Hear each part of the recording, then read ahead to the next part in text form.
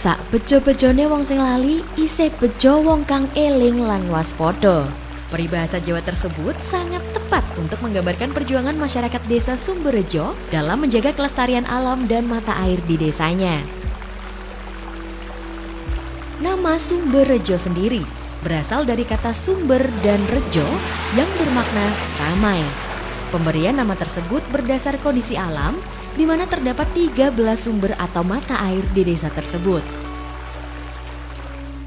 Memasuki wilayah desa Sumberjo, suasana asri nan hijau menjadi pemandangan yang memanjakan mata. Beberapa objek wisata air seperti Telaga Rowo semakin membuat kita betah berlama-lama di Sumberjo. Namun ternyata, kekayaan dan keindahan alam di desa Sumberjo lebih dari sekadar bejo atau keberuntungan semata.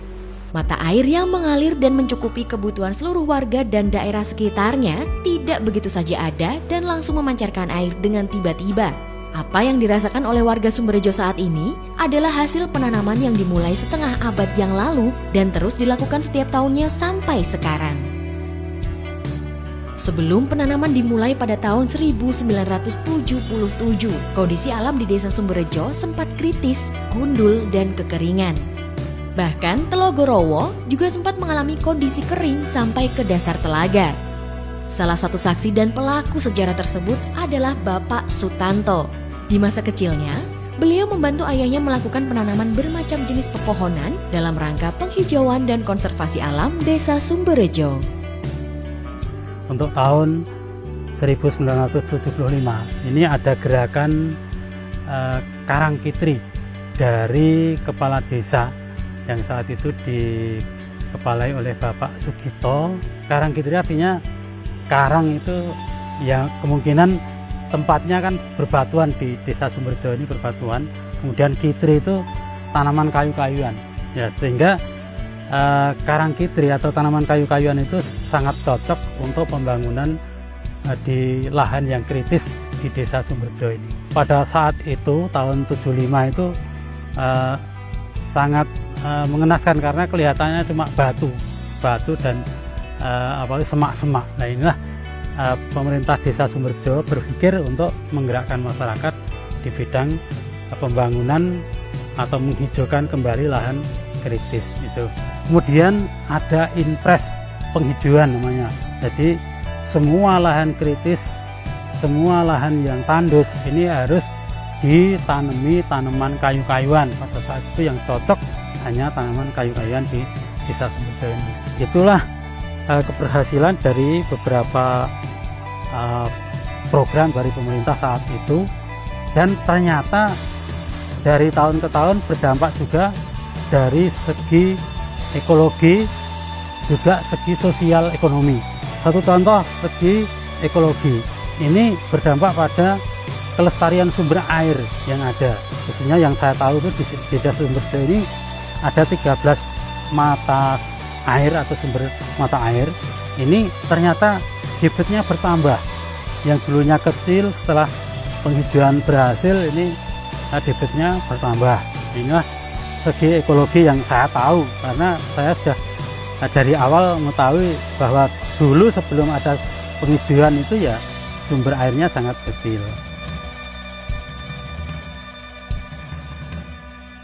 Apa yang dahulu diperjuangkan dan diwariskan oleh para pendahulu juga dijaga kelestariannya oleh pemerintah desa dan masyarakat dengan kesadaran individu yang tinggi. Warga rutin melakukan penanaman untuk tetap mempertahankan sumber air yang menjadi sumber penghidupan mereka.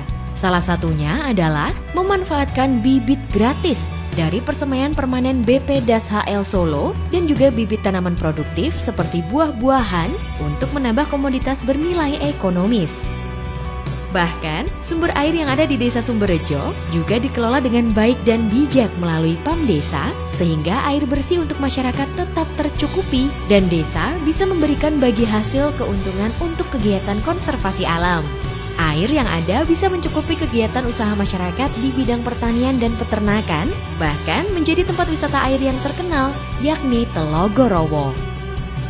Kebutuhan masyarakat bisa dengan adanya hutan, bisa jalan, tetapi dari sisi keseimbangan lingkungan, dari lingkungannya bisa terjaga dengan adanya penanaman kembali hutan di Desa Sumberjo secara kesadaran sendiri oleh masyarakat Desa Sumberjo, yang mana dari hasil tersebut pertama bisa menumbuhkan mata air yang dikelola oleh PDAM Kabupaten Wonogiri. Yang kedua adalah PAM Desa atau BPSPAM yang dikelola oleh badan usaha milik desa di Desa Sumberjo. Keberadaan potensi di Desa Sumberjo dengan adanya keberadaan hutan rakyat dapat menimbulkan juga yang namanya Telogorowo ini.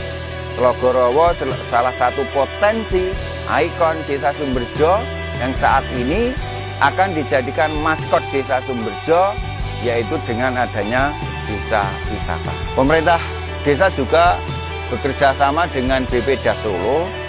Kami mengajukan beberapa usulan untuk pertama pada waktu lalu yaitu dengan adanya KBR, yang kedua bantuan tanaman produktif yang kami bagikan pada masyarakat yang saat ini bisa dimanfaatkan atau bermanfaat dari sisi penambahan ekonomi dengan adanya tanaman produktif tersebut. Masyarakat Desa Sumberjo meyakini bahwa sumber air yang diwariskan oleh para pendahulu haruslah dijaga keberadaannya, supaya kelak anak cucu mereka tidak mendapatkan warisan berupa air mata, melainkan mendapatkan warisan mata air yang sama melimpahnya dengan yang sekarang dinikmati warga Desa Sumberjo.